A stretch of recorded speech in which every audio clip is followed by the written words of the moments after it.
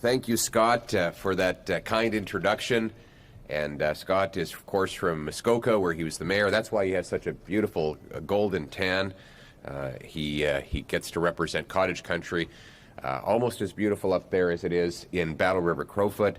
But it is great to have a shadow minister of housing who actually has success as a former mayor getting housing built by cutting the taxes and the development charges and the wait times so that building can happen. What a contrast with Justin Trudeau, with Mark Carney.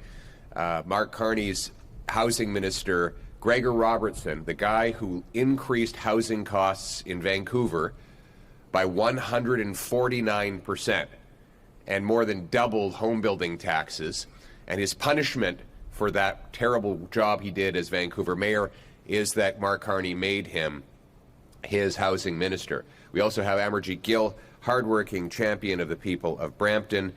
And of course, we're here at DECO with the incredible DeGasperis family, who are the story of, really bring the story of the Canadian Promise, wonderful Italian family who came here and, like all the Italians who came, built this country. Literally built this country, the Italian immigrants to this country built roads, they built homes, some of our most beautiful buildings, and some of our most impressive businesses, and they came here with nothing. That really was the Canadian Promise. I wonder if the DeGasperis family were to have arrived now, whether they would have been able to build a business like this.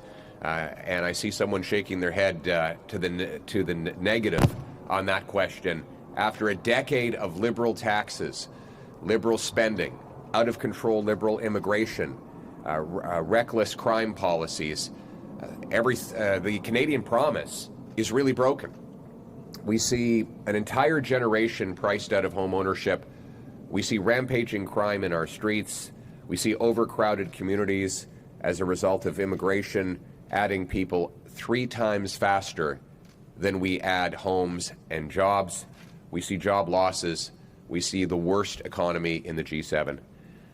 That's the promise of Canada, broken after a decade of Liberals. Now, Mark Carney promised to be different. Instead, he's worse than Justin Trudeau.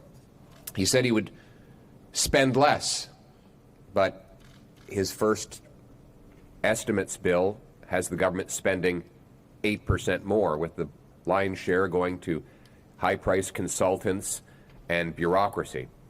He said that he would have more invest more, he said. Yet since he became Prime Minister, $62 billion of net investment has left Canada, almost all of it going to the United States of America, in what the National Bank described as the biggest net outflow of investment in any 5-month period in history. He said he would be elbows up, that he was going to handle Donald Trump and negotiate a win by July the 21st. Ever since, he's been elbows down. He has secured no deal, and he has made concession after concession while getting absolutely nothing in return. He said he would build, baby, build. That was a quote. Well, build what? Let's start with national projects. He said he would build at unimaginable speeds. Yet not only is there 0 national projects under construction today, 6 months after he took office, in fact, he has not granted a single permit for a major project to go ahead. He hasn't even published a list of projects he might one day consider expediting for approval. Meanwhile, there are 39 projects that are sitting in the bureaucracy waiting for approval, that for which Mark Carney only needs to get out of the way. And yet nothing is getting built, nothing is getting done, and our economy is collapsing. He said that he would create jobs. Yet since he took office, there are 86,000 fewer people working today than there were when he started off. In fact, unemployment is now the 2nd highest in the G7. And speaking of the G7, he has promised to give the fastest growth in the G7, when in reality he has given an economy that is shrinking fastest in the G7. Again, he promised we'd be growing the fastest in the G7. In reality, we are shrinking the fastest. The single worst economy in the G7 today after 6 months of Mark Carney's promises.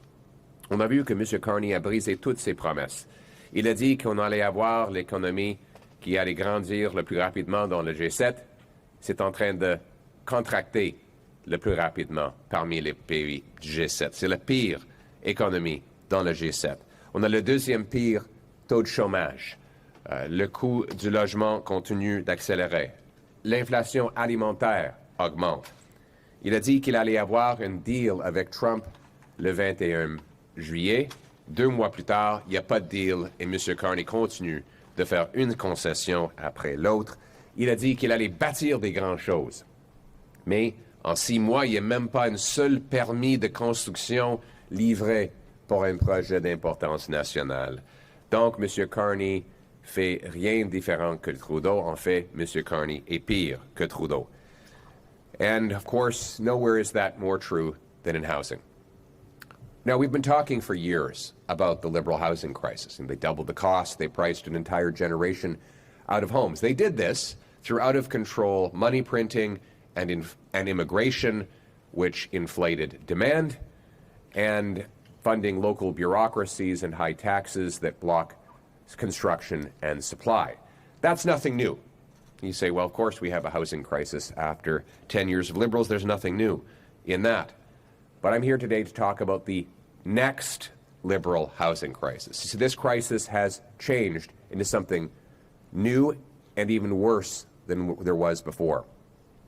They first inflated the housing bubble, and now Liberals are bursting the housing bubble.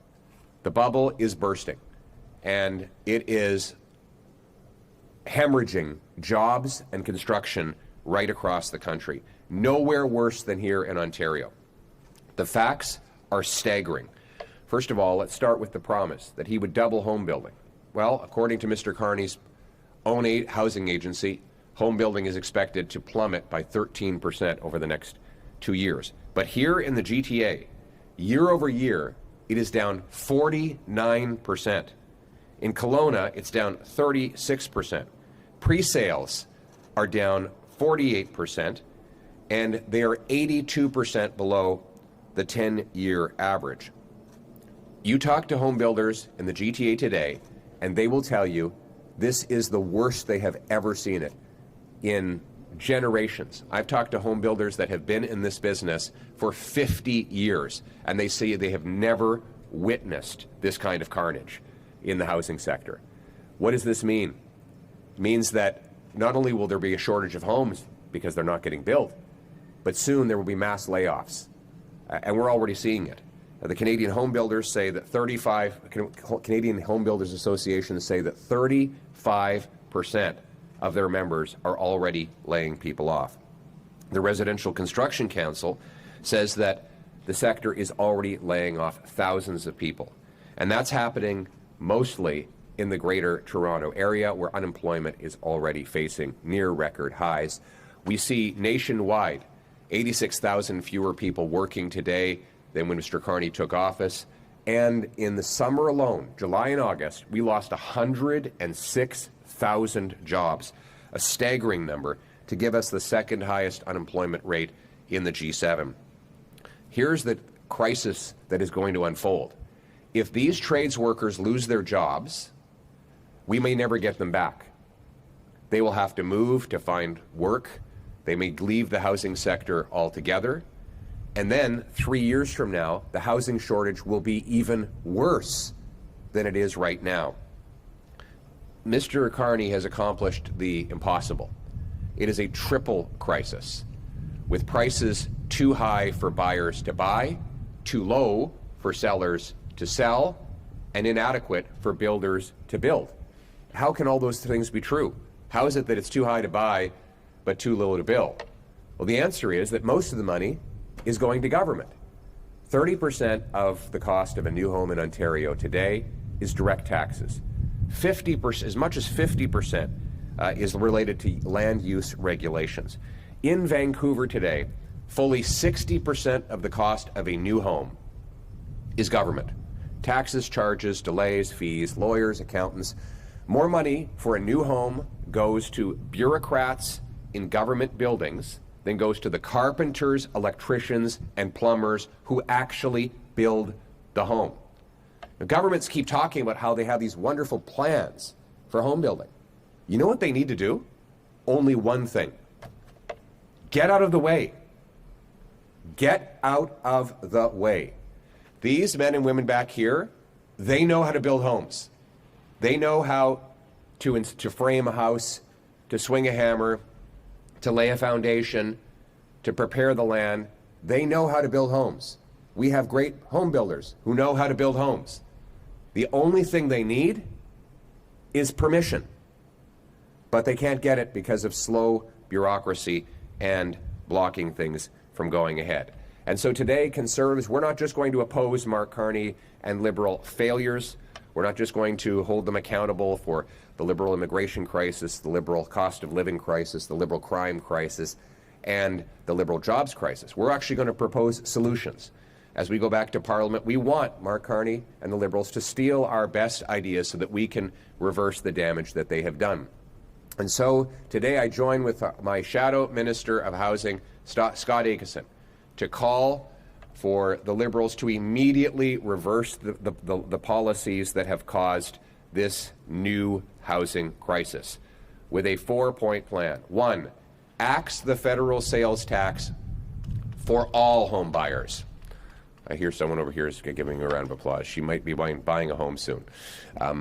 For all home buyers, not just first-time home buyers, and for homes up to $1.3 million. 2, axe the capital gains tax on any monies reinvested in home building. So if a business or an individual sells an asset, they enjoy a capital gain, but they reinvest it in home building, there should be no capital gains tax. This will cause a building boom right across the country. 3, incentivize municipalities to free up land, speed up permits, and cut their own development charges. The Prime Minister claimed that he was going to cut development charges nationwide by half. Since he took office, those charges have actually gone up. I'm calling for the Prime Minister to put the resources in the budget so that we can incentivize municipalities to cut the taxes they charge on building new homes. And 4th, get immigration under control. We can no longer add people 3 times faster than we add homes. We're going to continue to have shortages. These 4 steps will reverse the Liberal housing hell, the disaster that has destroyed the dream of home ownership over the last 10 years. We are prepared to work with any party that will adopt these common sense ideas so that we can unleash a real building boom in this country that will mean bigger paychecks for our trades workers, our realtors, mortgage brokers, suppliers. All of them will benefit. The much suffering logging industry will have new demand for its products. So will the steel and aluminum producers have a new market right here at home. You know the great thing about home building? It's Trump-proof. You can't claim that Donald Trump is to blame for housing that happens here, because he cannot put tariffs on housing that we keep in our own country. It is, by definition, a homegrown industry. So when we're facing a losing trade war with China, with the United States, and with others, why not build more here at home? Most of the materials that go in these homes are Canadian materials. We have the land, the labor, and the lumber. And there's no foreign government that can tariff the construction of a Canadian home. This should be the #1 priority. Get building here. Nobody can stop us from doing it. And that's why we're calling on the government to adopt our plan for a new home building boom right across this country by removing the taxes, the red tape, making this the fastest and easiest place to get approved to build a home that will be a wonderful refuge for young families starting out, and that will give big, powerful paychecks for our trades workers across this country.